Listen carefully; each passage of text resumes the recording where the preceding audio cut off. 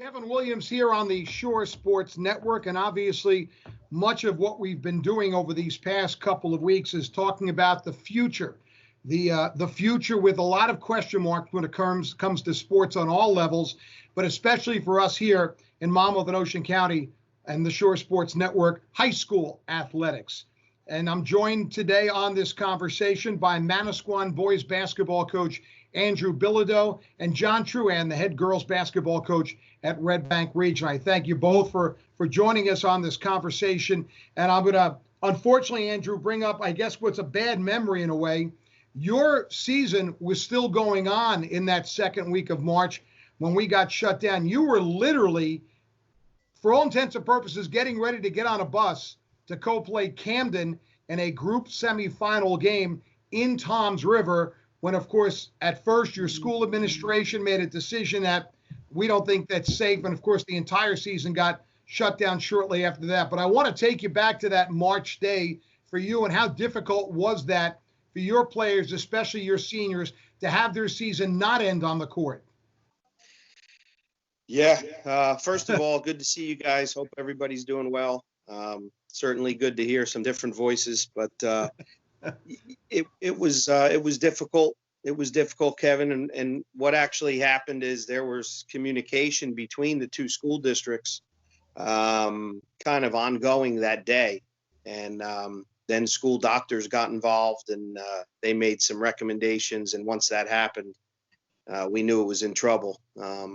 So we literally, we were getting on a bus, and we had to call the kids and tell them, hey, get your parents in here. We're having an emergency meeting, and we had to break the news to them. And to say it was difficult would be an understatement. It was pretty much the most difficult thing I can remember doing in a long time as far as basketball goes. It was very tough. Had to be very emotional, especially for your seniors. Brutal. It was brutal. And, the administration was there, and they, said what they had to say, and that it was kind of out of their hands, and the doctors were in charge at that point. And then once the parents left, players and coaches, we went in the locker room and got together, and it was probably a good 2 hours of, exactly what you can imagine. There was a lot of crying and a lot of explaining, and it was tough time, very difficult. Yeah, I mean, let's face it, kids want to play. Coaches want to play, but you're able to separate the emotion of the moment with the big picture. But for kids, and especially the seniors, hey, they just want to go out and play, and especially against a team like Camden. Yeah, the kids were devastated.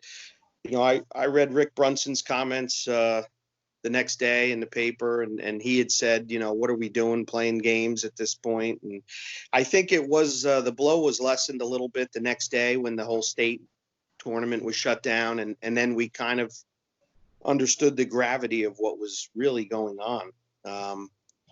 And then, we were supposed to have school Monday and never came in. And so literally, that Friday, the next day, was the last time we've really seen the kids, and I'm sure that's the same for everyone.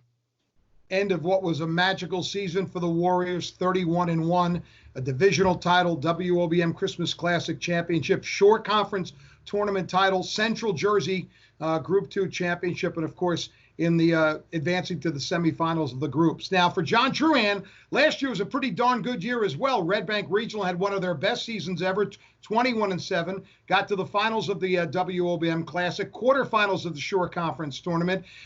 Your season had ended already, but nonetheless, it still has to be difficult because you probably really never had a chance to do your final goodbyes to your team and especially your seniors.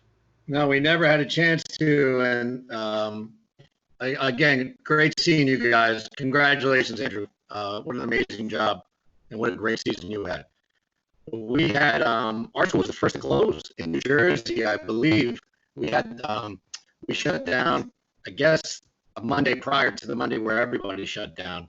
We had a student and I think a faculty member come down with the virus, and it was very, very tough to leave on that note, falling short of what our goal was. But I don't know if we would have been able to continue that journey if we had not have lost in the state tournament. I think that was unfortunate in itself on both ends. However, we haven't even collected uniforms yet. We haven't said our goodbyes.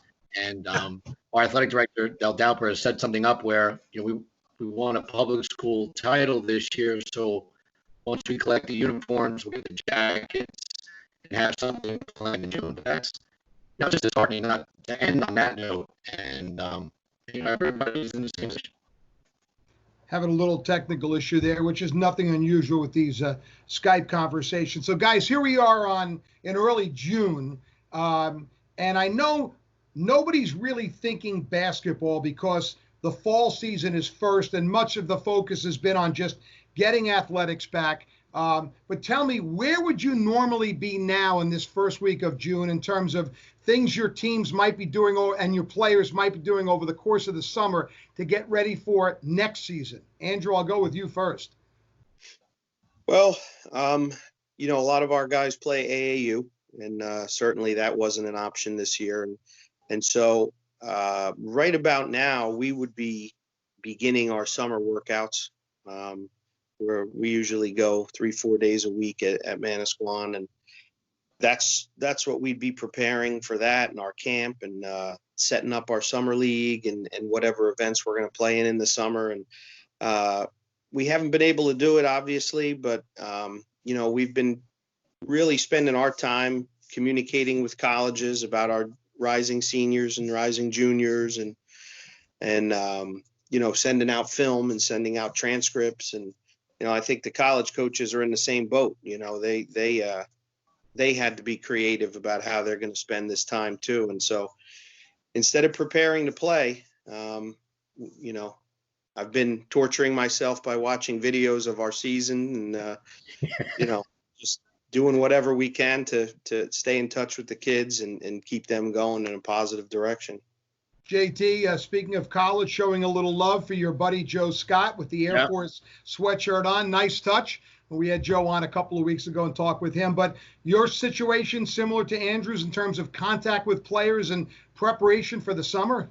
I probably contacted more college coaches this spring than I have in the past. And it's a valuable lesson, especially with the rising juniors that I have, because we'll probably have 5 starters that will be seniors next year.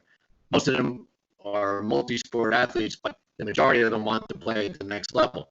So the positive I can take from this is the conversations I've had with college coaches through the Zoom meetings that never worked for me. I like that Heineken commercial, with the Wreck-It Ralph, like in the back.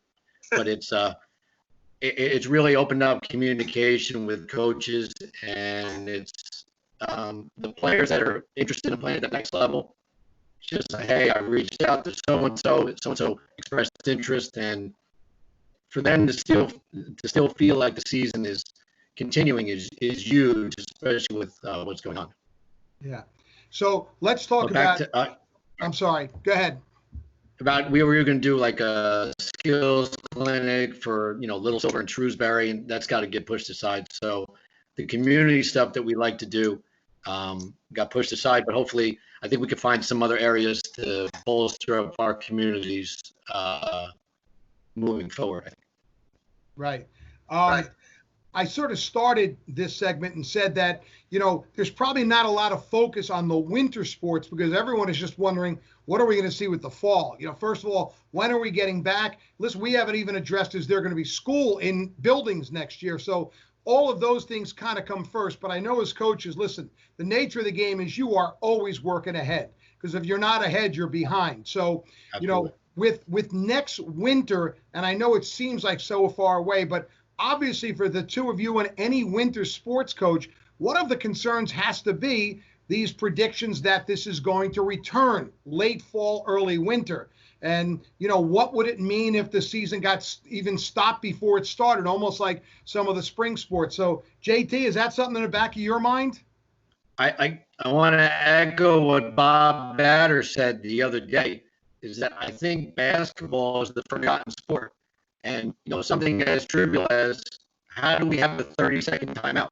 Do we stand everybody 6 feet away? What is the protocol? There's so many minor details that have to go into this, but safety comes first. And I just think basketball is the forgotten sport, whether it gets pushed back to January 1st, starts on time.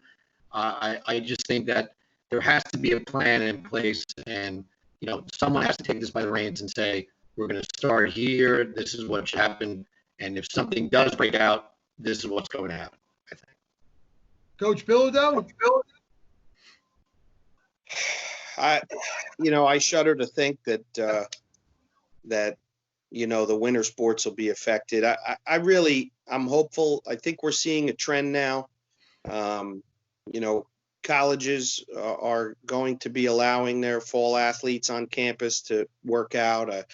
I did hear what the president of Michigan said, is that our guys are student athletes, and if there's no students, there will be no sports, and that makes sense to me. But I do think things are going in the right direction, Kevin.